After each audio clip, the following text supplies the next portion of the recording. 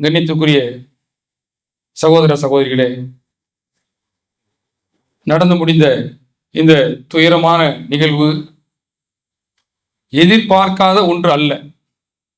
இது அதனுடைய பாதிப்புகள் இன்றைக்கு அதிகமாக நமக்கு தெரியலாம். ஆனால் இந்த பாதிப்பு இல்லை என்று சொன்னால் இதை விட கம்மியான ஒரு பாதிப்பு இன்றைக்கு நிகழ்ந்துதான் இருக்கும். தெரிந்தே இந்த நிகழ்வு நடந்திருக்கிறது அல்லது நடத்தப்பட்டிருக்கிறது என்ற பார்வையில் இன்றைக்கு பெரும்பான்மையான மக்கள் இருந்து கொண்டிருக்கிறார்கள். ஏன்னா இந்த கரூர் நிகழ்ச்சி மாத்திரம் அந்த நடிகன் விஜயினுடைய முதல் நிகழ்வு அல்ல. அந்த கரூர் நிகழ்வு இதற்கு முன்பு விக்கிரவாண்டியில் நடந்தது, மதுரையில் நடந்தது, இன்னும் பல ஊர்ல நாகப்பட்டினம், திருவாரூர் போன்ற ஊர்கள் எல்லாம் இவனுடைய மாநாடுகளும் பொதுக்கூட்டங்களும் பிரச்சாரங்களும் நடந்திருக்கிறது. அங்கே ஏற்பட்ட படிப்பினைகள், பாடங்கள், சாவு இன்னைக்கு மட்டும் பூச, கரூர்ல மட்டும் பூசா சாவுல எண்ணிக்கை அங்கே கம்மி. விக்கிரவாண்டியில இறந்திருக்கிறார்கள், மதுரையில இறந்திருக்கிறார்கள். அங்கேயும் இதே தருதலைத்தனங்கள் அங்கே நடந்தேறி இருக்கிறது. கொஞ்சம் கூட கட்டுப்படாத ஒரு கூட்டம் தான் உனக்கு பின்னால் இருக்கிறது என்பதை நீ பார்த்திருக்கிறாய் என்று சொன்னால், இங்கு அதை விட இன்னும் சொல்ல போனா ஏன் தெரிந்தே நடந்திருக்கு என்று சொன்னால், இவர்கள் அந்த கூட்டத்திற்காக மக்களை திரட்டுவதற்காக தேர்வு செஞ்ச இடம் அரசாங்கம் அதை சொல்கிறது. லைட் ஹவுஸ்ல கேட்டான், உழவர் சந்தைக்கு முன்னாடி கேட்டான், வெவ்வேறு இடங்களை சொல்லி காட்டி இது எல்லாம் இந்த இடத்தை விட குறுகலான இடம். ஒரு வாதத்திற்காக அரசு தவறுகளை திட்டுவது, நீ சொல்ற மாதிரி ஒரு போலித்தனமான வாதங்கள் தான், போலித்தனமான குற்றச்சாட்டுகள். காவல்துறை ஒழுங்காக பணி செய்யவில்லை, அரசாங்கம் பழி வாங்கி விட்டது என்றெல்லாம் ஒரு போலித்தனமான குற்றச்சாட்டை வைக்கிறீங்களே. நீ முதல்ல பேசிட்டு தான் இருக்கிற, இத்தனை நாளா நீ பேசிட்டு தான் இருக்கிற. காவல்துறை உங்களுக்கு ஒழுங்கா நடக்கல, காவல்துறை அச்சுறுத்துகிறது, தமிழ்நாடு அரசு அச்சுறுத்துது, அப்படி இப்படிலாம் அச்சுறுத்துறது உன்னுடைய ஸ்டைல்ல உண்மை என்று சொன்னால் என்ன செய்யணும் நீ? இவெல்லாம் அரசாங்கம் நமக்கு எதிராக நடக்கும், போலீஸ் நமக்கு எதிராக நடக்கும், அசம்பாவிதம் வந்துடும், அதனால கூடுதல் அக்கறையில் சேர்த்திருக்கணும். நீனு ஏதாவது அந்த கூட்டத்திற்கு வருகின்ற மக்களுக்கு அடிப்படை வசதிகள் அங்கே செய்யப்பட்டிருந்ததா? பெண்கள் வருகிறார்கள், அதிகமாக பெண்கள் வருகிறார்கள். பெண்களுக்கு என்று நிச்சயமா ஒரு கழிப்பறை வசதி தேவை. சொன்ன நேரத்துக்கு நீ வரல, வரப்போறது இல்லைன்னு உனக்கு தெரியும்.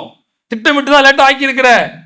தாமதமே ஆகிடுச்சு, இனிமே நான் வர்றதுக்கு 5 மணி நேரம் ஆகும். அதனால அங்க பெண்கள் இருக்கக்கூடிய பெண்களுக்கு கழிவறை வசதியை உன்னுடைய ஏற்பாடு செஞ்சு கொடுங்க, தண்ணீர் ஏற்பாடு ஒண்ணு செஞ்சு கொடுங்க. மக்கள் சாப்பாடு இல்லாம வந்திருப்பான், அவனுக்கு சாப்பாடு ஏற்பாடு பண்ணி கொடுங்க. செஞ்சியா? சொன்னியா? என்ன அர்த்தம்? எதிர்பார்க்கிற இந்த மாதிரி நடக்க வேண்டும், ஏதோ ஒரு அசம்பாவிதம் நடக்க வேண்டும். ஆனா இது பெருசா போயிட்டு சிக்கல். மதுரையில் ஏற்பட்டதை போன்று, விக்கிரவாண்டியில் ஏற்பட்டதை போன்று நடந்திருந்தால் மகிழ்ந்திருப்பார்கள் என்றுதான் மக்கள் நம்புகிறார்கள். இன்றைக்கு காவல்துறை எச்சரிக்கை செய்தும் கூட இதுக்கு மேல போக முடியாது, மக்கள் திரண்டு நிற்கிறார்கள். இங்கேயே உங்களுடைய பிரச்சாரத்தை ஆரம்பிக்க, மக்கள் பார்க்கக்கூடிய தூரத்தை தான் இங்க நிக்கிறீங்க, மக்கள் பார்ப்பார்கள். கேட்டானா? பேசிக்கிட்டே வந்து மைக் ஆஃப் பண்ணிட்டு, லைட் ஆஃப் பண்ணிட்டு, சைலண்டா வந்து எங்க மக்கள் நெருங்கி நிற்கிறார்களோ அங்க கூட்டத்தை காட்ட வேண்டும். யாருக்கோ போட்டியாக கூட்டத்தை காட்டி 40 உயிர்கள் பலியாவதற்கு உன்னுடைய குரூரமான சிந்தனை காரணம் அமைந்திருக்கிறதே. நீ யாரையோ திட்டமிட்டார்கள் என்று சொல்கிறாயே, திட்டமிட்டு நடத்தப்பட்ட என்று சொல்கிறாயே. மக்கள் இன்றைக்கு மாற்று கேள்வி கேட்டுக் கொண்டிருக்கிறார்களே, என்ன பதில்?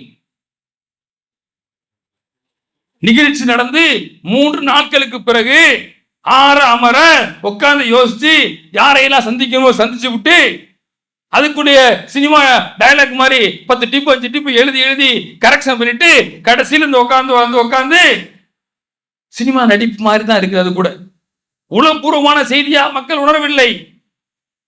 அதிலும் கூட ஒரு வருத்தம் தெரிவிக்கப்பட்ட, என்னை நம்பி வந்த மக்கள் இறந்து விட்டார்கள், அதற்காக நான் வருந்துகிறேன், என் பங்கும் அதில் இருக்கிறது, நான் கூடுதல் அக்கறை செலுத்தியிருக்க வேண்டும்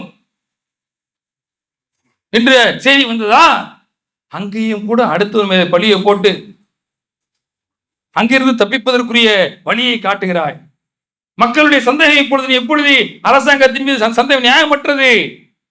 எந்த சந்தேகங்களை அரசாங்கத்திற்கு முன்னால், காவல்துறைக்கு முன்னால் வைக்கிறாயோ, அது அர்த்தமற்றது என்று தெரியும். மக்கள் வைக்கிறாங்க சந்தேகம். சந்தேகத்துக்கு பதில் இருக்கா உன்ட்ட? இந்த தேசத்திலே இதைவிட கொடூரமான பல்வேறு நிகழ்வுகள் நடந்திருக்கிறது. மணிப்பூரிலே நூற்றுக்கணக்கான சகோதரிகள் மானபங்கப்படுத்தப்பட்டிருக்கிறார்கள். சர்ச்சைகள் கொடுத்தப்பட்டிருக்கிறது. மனித உயிர்கள் மாய்ந்திருக்கிறது. அதுக்கு காட்டப்படாத அக்கறை. உத்தரப்பிரதேசத்திலே கும்பாபிஷேகத்திலே கும்பமேளாவிலே பல உயிர்கள் பறி போயிருக்கிறது. குஜராத்திலே பாலம் இடிந்து விழுந்து இதே நிகழ்வு நடந்திருக்கிறது. ஏன் தேசத்தை அச்சுறுத்துகின்ற பெஹல்காம் படுகொலை தீவிரவாத தாக்குதல் நடந்திருக்கிறது. அதற்கெல்லாம் காட்டப்படாத முனைப்பு, அங்கெல்லாம் செல்லாத உண்மை அறியும் கண்டறியும் குழு உடனடியாக நிகழ்ச்சி நடந்த 2வது நாள் 3வது நாள் மத்திய நிதியமைச்சர் ஏண்டா எப்படா உடனடியா வந்தாரு? 10 பேர் கொண்ட நாடாளுமன்ற உறுப்பினர்கள் தலைமையிலே ஒரு உண்மை அறியும் கூறி வருகிறது. ஏன் மணிப்பூருக்கு செல்லாத கூட்டம் இங்கே எப்படி வந்தது? சந்தேகம் வருது. மக்கள் சந்தேகம் எழுப்புறாங்க. இந்த நிகழ்வு இப்படி நடக்க வேண்டும், அந்த நிகழ்வுக்கு பின்னால் இப்படி நாம் காய் நகர்த்த வேண்டும், இதுல நமக்கு அரசியல் ஆதாயம் இருக்கிறது என்று இவர்கள் ஏன் செய்திருக்க கூடாது என்ற கேள்வியை மக்கள் முன்வைக்கிறார்களே. பல பத்திரிகையாளர்களை பற்றி பேசிக் கொண்டிருக்கிறார்களே. அன்பிற்கினிய சகோதரர் ஒரு சொல்லுகின்ற உரை செய்தி இதுதான். இன்னும் நடந்த முடிந்த சம்பவத்திலிருந்து படிப்பினை பெறாத, பாடம் பெறாத அந்த சினிமாவுடைய நடிகனுடைய ரசிகர்கள் இருந்தார்கள் என்று சொன்னால் அவர்களை சீர்திருத்த வேண்டிய அவர்களை சரியான பாதையில் பயணிக்க செய்ய வேண்டிய பொறுப்பு நம் அனைவருக்கும் இருக்கிறது. அதை இந்த நேரத்தில் அதிகமாக கவனத்தில் எடுத்துக்கொண்டு குறிப்பாக பெண்கள் குழந்தைகளை கொண்டு வந்து சாவடிச்சிருக்கிறாங்க. தன் தாய் தன்னுடைய கரத்தால் தன்னுடைய குழந்தையை கொண்டு வந்து அங்கே கொண்டிருக்கிறாள். இவர் எத்தனை காலம் அவள் மீண்டும் வாழப் போகிறாளோ? ஒவ்வொரு நாளும் ஒவ்வொரு நிகழ்விலும் நான் என் குழந்தையை ஒரு நடிகனை பார்ப்பதற்காக போய் கொலை செய்து விட்டேன், உணர்வு வருமா வராதா? அவர்களுடைய பாதை இன்னும் தவற, அவர்களுடைய அடுத்தடுத்த பதிவுகளில் இன்னும் அதிகமாக அவர்கள் திருந்தியதை போன்று தெரியவில்லை. முட்டுக் கொடுக்கின்ற ஒரு மோசமான நிலையிலே அவர்கள் இருந்து கொண்டிருக்கிறார்கள். அவர்களுக்கு பின்னால் மத்திய அரசினுடைய பின்புலம் இயங்கிக் கொண்டிருக்கிறது. சம்பவம் நடந்த உடனே அண்ணாமலையிலிருந்து நயினார் நாகேந்திரன் எல்லாமே ஆதரவு குரல் நீட்டுகிறார்கள். 40 பேர் செத்து போயிருக்கிறான். உண்மையை கண்டறிய வேண்டும் என்று மாநில அரசோடு சேர்ந்து குரல் கொடுப்பதற்கு பதிலாக மாநில அரசுக்கு எதிராகவும் உண்மை அறிவும் குழுவை கொண்டு வந்து அது தவறான பாதையில ஒரு கேள்வி இங்கிலீஷ்ல கேட்கிறான், அதுக்கு பதில் சொல்றான். அது டிரான்ஸ்லேஷன் தப்பான டிரான்ஸ்லேஷன் கொடுத்து எப்படி திசை திருப்புகிறார்கள். நாம் அந்த நடிகருடைய ரசிகர்களுக்கு சொல்ல வேண்டிய செய்தி இதுதான். திருந்திருங்க. உங்களுடைய இதுக்கு பிறகாவது உங்களுடைய பெற்றோர்களை மதியுங்கள்.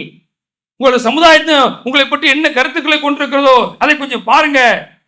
உங்களுக்கு பிறகு நீங்கள் ஒரு சமுதாயத்தை சந்ததியை உருவாக்க வேண்டிய நிலையில் இருக்கிறீர்கள். அது குறித்து கவலைப்படுங்கள் என்று கேட்டுக்கொண்டு நிறைவு செய்கின்றேன். வல்ஹம்துலில்லாஹி ரப்பில் ஆலமீன்.